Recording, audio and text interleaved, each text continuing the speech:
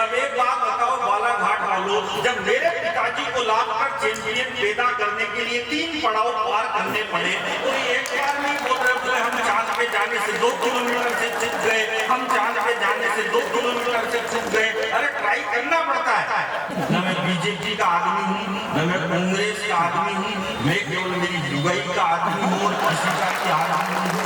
मेरे को कोई पार्टी जिस घर के बाहर बच्चे और बुजुर्ग मुस्कुराते हुए मिले, समझ जाओ वही घर है।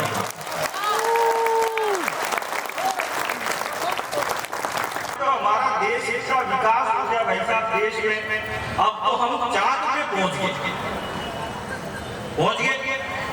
अब पाकिस्तान वाले भी फक्र से कह सकते हैं कि चांद हमारे बाप का।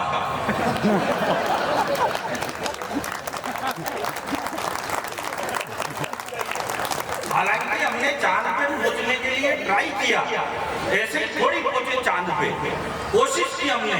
अभी जैसे कवि सम्मेलन आप करवा रहे हो, कितने सालों से चल रहा है? 40 से चल रहा है। अब मैं सोच रहा त्रेता युग से तो नहीं चल रहा, क्योंकि जो लंबी फेंक देते हैं। अभी जैसे एक बार एक प्रोग्राम में क्या हुआ, मैं संचालन कर रहा था आपकी तरह, मेरे पे लक्षण तो है नहीं। अब मेरे को दे दिया संचालन, बोले तू कर, तो ये बहुत बड़ा कवि आया था, सिद्धि जी से भी बड़ा, ये कवि अखिल जी से भी बड़ा, मेरे से भी बड़ा। उनने कह दिया यार मैं 10-20 बार विदेश, अमेरिका, लंदन गया, हमको तू थोड़ी माइक सरका देना है, इससे तो जाके जब जाएगी। तो मैंने माइक सरका दी। मैंने कहा भाई साहब इतने बड़े कवि, भाई साहब इतने बड़े कवि, भाई साहब ने 64,000 देशों की यात्रा करी।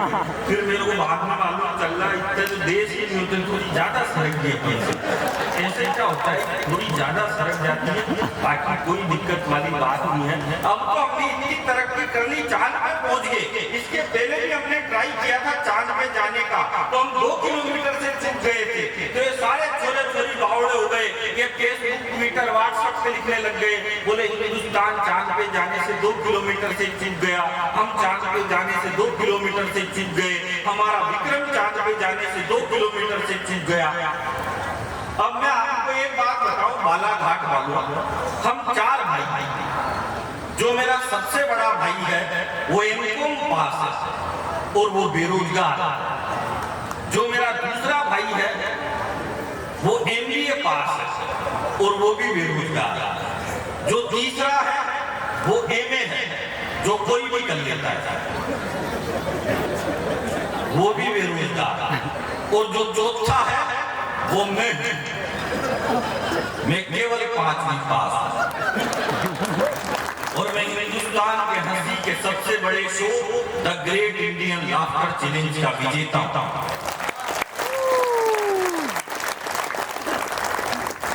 इसमें कोई बाकी बात नहीं, और इसमें कोई ताली बजाने की भी बात नहीं थी। बात ये थी, जो बेवकूफ बोल रहे थे कि हम चांद पे जाने से 2 किलोमीटर से चूक गए, हम चांद पे जाने से 2 किलोमीटर से चूक गए।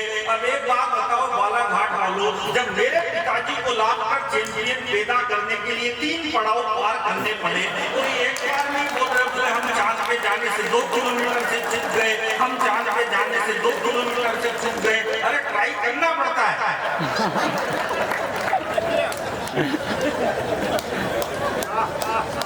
मेहनत करनी पड़ती है, कोशिश करनी पड़ती है। ऐसे ज्यादा पढ़ा लिखा होने से कुछ भी नहीं होता। आपने दिनेश देहाती नाम लगा रखा है, सही लगा रखा है। ज्यादा पढ़ा लिखा होने से कुछ भी नहीं होता। आप ये सब पढ़े लिखे लोग हैं, आपके विधायक की बेटी है, ये सब आप पढ़े लिखे ही हो, लेकिन पढ़ लिख के आप लोगों ने भी कौन सा चीज मान दिया? सुन तो 5वीं पास को ही रहे हो।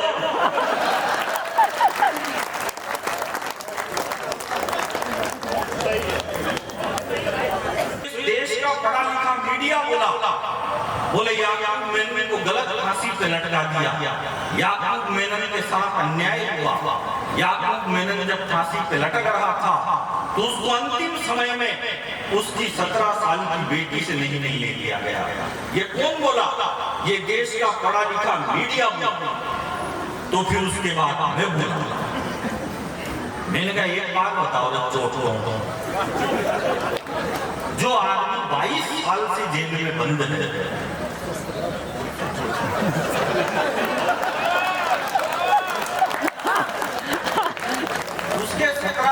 की बेटी कौन सी वेबसाइट से डाउनलोड करते हो यार? ज्यादा पढ़ा लिखा होने से कुछ भी नहीं होता मेरे भाइयों, और ज्यादा अमीर होने से भी कोई फायदा नहीं है। अमीर आदमी वो नहीं होता जिसके घर के बाहर 10 BMW खड़ी हो।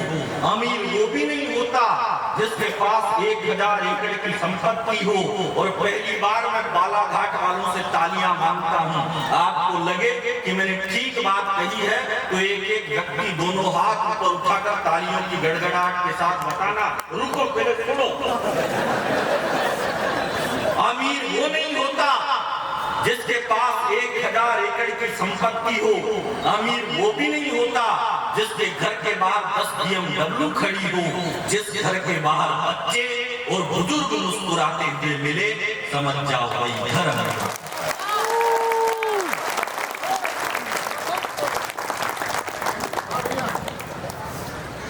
इसमें वाह करने की नहीं थी बात, इसमें ताली बजानी मस्त करना चाहिए। अब ये सुदीप भाई कह रहे थे राहुल गांधी ने ऐसा कर दिया, उसको बुद्धि दो, ये फालतू बात नहीं करनी थी।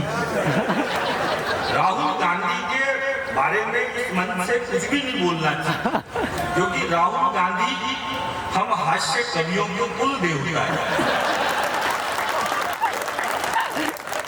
अपने देवता के खिलाफ क्यों बोलो यार? जिसके नाम से कमा खारे, कम से कम उसके बारे में कुछ भी मत बोलो।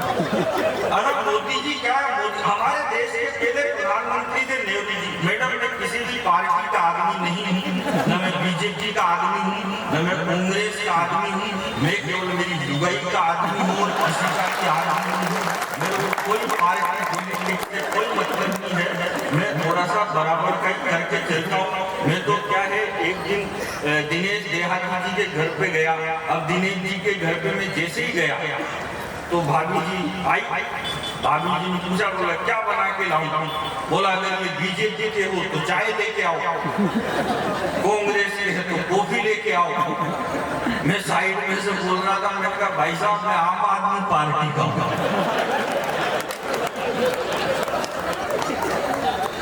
बहुत सारों को मेरी बात समझ में है। हमारे देश के पहले प्रधानमंत्री थे नेहरू जी। नेहरू जी के कपड़े विदेशों में धुलने जाते थे। मोदी जी ऐसा नहीं करते। मोदी जी के 10-20 जोड़ी गंदे होते हैं, वो खुद ही विदेश चल जाते हैं। सारे एक बार में बुलवा लाते हैं, बार-बार का घंटा ही कौन पालता। अच्छा, मोदी जी आजकल जहाँ कहीं भी भाषण देने के लिए जाते हैं तो अडवाणी जी और मुरली मनोहर जोशी दोनों को साथ में लेके जरूर जाते हैं। फिर दोनों को आगे आगे वाले सोफे पे बिठा देते हैं, जैसे भाई साहब हमने आप दोनों को बिठा रखा। फिर कहते हैं भाई और बहनों, आज मैं जहाँ कहीं भी हूँ इन दोनों की वजह से। और भाई और बहनों, ये दोनों जहाँ कहीं भी है।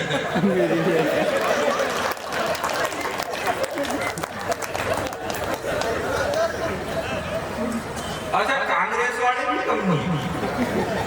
मैं बेलेट बना के चलता हूँ पैसा, क्योंकि आज कांग्रेस की विधायक साहिबा मिली है, कल बीजेपी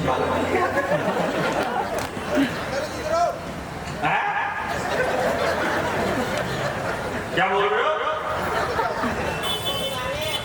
जब इस देश के बीजेपी के पहले प्रधानमंत्री बने थे अटल बिहारी वाजपेयी, तो केवल अटल जी प्रधानमंत्री बने। एक बार तो अटल जी की केवल एक सीट आई थी, तो कांग्रेस वाले हंस रहे थे, बोले तुम्हारी तो एक ही सीट आई है। फिर अटल जी प्रधानमंत्री बने बीजेपी के, तो प्रधानमंत्री बने 13 दिन में सरकार गिरा दी। बोले कि बीजेपी वालों को देश चलाना नहीं आता, ये अटल जी बिल्कुल अच्छे प्रधानमंत्री नहीं है, ये अटल जी बहुत बेकार प्रधानमंत्री है। फिर अटल जी थोड़ा पीछे हटे और अडवाणी जी मुख्य धारा में आए, तो बोले कि यार ये अडवाणी जी तो और खराब है, इनसे तो अटल जी लाख गुना अच्छे थे। अडवाणी जी ने क्या करा, पाकिस्तान में जाके जिन्ना की मजार पर फूल चढ़ा दी। तो जिन्ना के तो नहीं चढ़े, कुर्सी पे ही चढ़े गए। तो ये बोले कि अडवाणी जी तो और खराब है, इनसे तो अटल जी लाख गुना अच्छे थे। फिर अडवाणी जी पीछे हटे, फिर वो आए 56 इंच की छाती वाला चाय वाला। तो चाय वाले को देख के बोले कि यार ये चाय वाला तो और खराब है, इनसे तो अडवाणी जी और अटल जी लाल गुना अच्छे थे। और मैं तो कह रहा हूँ कांग्रेस वालों, अभी तो तुमने चाय वाला देखा है, जिस दिन यूपी का गाय वाला देख लिया उस दिन विपक्ष वालों को नरेंद्र मोदी देवता भी लगने लग जाएगा।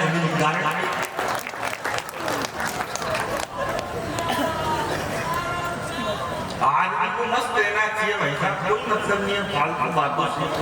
मैं तो दिनेश जी 2009 में आया था बालाघाट पहले, तो मैं क्या है गोंदिया से ट्रेन में बैठा था बालाघाट आने के लिए, तो मैं एक एक्सप्रेस ट्रेन में बैठ गया। अब मैं एक्सप्रेस ट्रेन में बैठा तो बोले भाई साहब कहाँ जा रहे हो? सबसे ज्यादा रिश्तेदारी अगर कहीं होती है तो भाई साहब ट्रेन में ही होती है। आ जाते आस पड़ोस वाले बोले भाई साहब कहाँ जा रहे हो? बोलो मैं बालाघाट जा रहा हूँ। बोले तुम कहाँ जा रहे हो? बोलो मैं आप फलाना ढीगड़ा इस जगह जा रहा हूँ। तो मैं जैसे ही ट्रेन में बैठा तो पड़ोस वालों ने पूछ लिया मेरे से, बोले भाई साहब कहाँ जा रहे हो? मैंने कहा बालाघाट जा रहा हूँ। अरे बोला भाई साहब आप गलत ट्रेन में बैठ गए, ये ट्रेन तो बालाघाट हटती नहीं है, डायरेक्ट जबलपुर में रुकी थी। तो मैंने कहा यार बहुत गड़बड़ हो गई, तो मेरे को वापिस आना पड़ेगा। तो बोला भाई साहब कोई दिक्कत वाली बात नहीं है, ट्रेन बालाघाट नहीं रुकती है, लेकिन ये बालाघाट में थोड़ी स्लो हो जाता है। तो जैसे ही ये ट्रेन बालाघाट में स्लो हो तो आप एक पाँव नीचे निकालना और ट्रेन जिस साइड में चल रही है उसी तरफ दौड़ना। तो दौड़ते दौड़ते आप उतर जाओगे। मैंने कहा ठीक है भाई साहब, ये तो बढ़िया है। तो बालाघाट आया तो 10-15 आगे उतारने के लिए बोलो उतरो कूदो और स्पीड लगाओ ट्रेन की दिशा में। अब मैंने भाई साहब स्पीड लगाई, एक हाथ पकड़ के दौड़ लगाई, तो मेरी दौड़ थोड़ी फास्ट लग गई, इतनी फास्ट लग गई कि मैं दौड़ते दौड़ते आगे वाले कोच पर पहुंच गया। तो आगे वाले कोच वालों ने मेरे को हाथ पकड़ के डिब्बे के अंदर घुसा लिया और ये तो कुछ भी नहीं, आपकी तालियां खा के तो मेरे को इस बात पे चाहिए, वो अंदर लेके मेरे को बोले भाई साहब बहुत आपका सौभाग्य है जो आप ट्रेन में चढ़ गए, वरना ये ट्रेन तो बालाघाट में रुकती भी नहीं है।